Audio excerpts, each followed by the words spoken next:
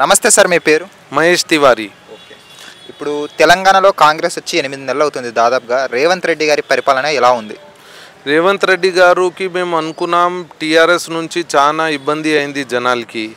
So టీఆర్ఎస్కి తీసి కాంగ్రెస్కి ఇద్దాం. ఎందుకుమంటే ఇక్కడ బీజేపీలో పెద్ద నాయకత్వం బాగా లేవు.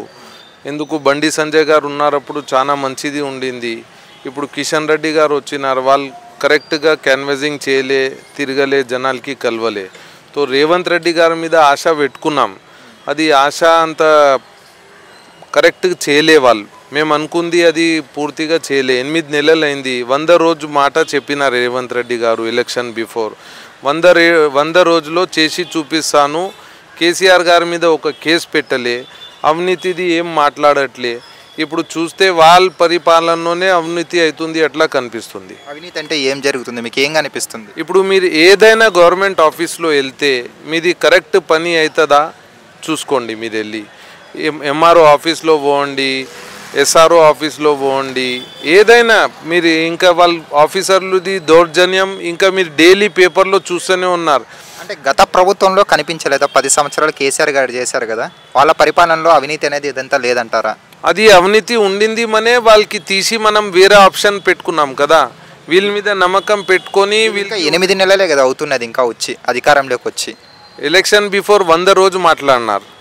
ఇప్పుడు 8 నెలలు అంటే దాదాపు 240 రోజులు అయింది. ఇచ్చిన హామీలలో రుణమాఫీ చేసి చూపించారు, అలాగే మహిళలకు ఉచిత బస్సు ప్రయాణం ఇచ్చారు, అలాగే డిఎస్సి వదిలారు నోటిఫికేషన్ యువతకి. మీరు ఒక రోడ్ ఏదైనా మంచి ఉందా చూసుకోండి. పవర్ కట్ అవుతుంది, జగ ప్రాబ్లం అవుతుంది, ల్యాండ్ ఆర్డర్ ప్రాబ్లం అవుతుంది. పేపర్లో చదువుతూనే డైలీ మర్డర్, రేప్, అది ఏసీబీ కేసెస్ అదే నడుస్తుంది. అవినీతి లేకుంటే ఏసీబీ కేసెస్ ఎట్లా అవుతుంది? మీరు కూడా గమనించినారేమో, మీరు మీడియా తరపు నుంచి వెళ్తూనే ఉంటారు, చాలా మందితోని మీరు ఇంటర్వ్యూ తీసుకుంటూనే ఉంటారు. ఎట్లా అవినీతి అవుతుంది, ఏ పరిపాలన బాగుండింది. ఈ తెలంగాణ విడిగా అయిన తర్వాత చాలా ఆశ పెట్టుకున్నాం కి తెలంగాణ మంచి బంగారు తెలంగాణ అయింది. అప్పుడు కేసీఆర్ ఫ్యామిలీకే బంగారు తెలంగాణ అయింది, జనాలకి ఎవరికి ఏం కాలే. కాంగ్రెస్ ప్రభుత్వం వచ్చింది, సరే 8 నెలలు అయింది, ఇంకా దాదాపు 4.5 years ఉంటాయి వాళ్ళకి దగ్గర. तो చూద్దాం ఎట్లా చేస్తారు. రేవంత్ రెడ్డి గారితో ఒకటే కోరిక ఉంది, జనాలకి చూసుకోండి, మిడిల్ క్లాస్ లో బిలో పావర్టీ పీపుల్కి చూడండి. మీరు పరిపాలన మీకు దొరికింది, కేసీఆర్ గారు చేసిన తప్పు మీరు చేయొద్దు. మీరు గత ప్రభుత్వానికి టీఆర్ఎస్ గత ప్రభుత్వానికి ఇప్పుడు కాంగ్రెస్ ప్రభుత్వానికి పరిపాలనకి చూసుకుంటే మధ్య తేడా ఏం గమనించారు? ఏం చెప్తారు ఇద్దరి మధ్య పార్టీలకు మధ్య తేడా అంటే? అప్పుడు రాజనీతి చూస్తే ఓన్లీ ఫామ్ హౌస్ నుంచి నడిచేది, और ముఖ్యమంత్రి గారు ఎమ్మెల్యే గారికి కూడా కలవలేరు. తో జనాలకి అయితే దక్కేలేవు. ఇప్పుడు రేవంత్ రెడ్డి గారు వచ్చిన తర్వాత కొంచెం మంచినే ఉంది, ప్రజలతోని కలుస్తున్నారు.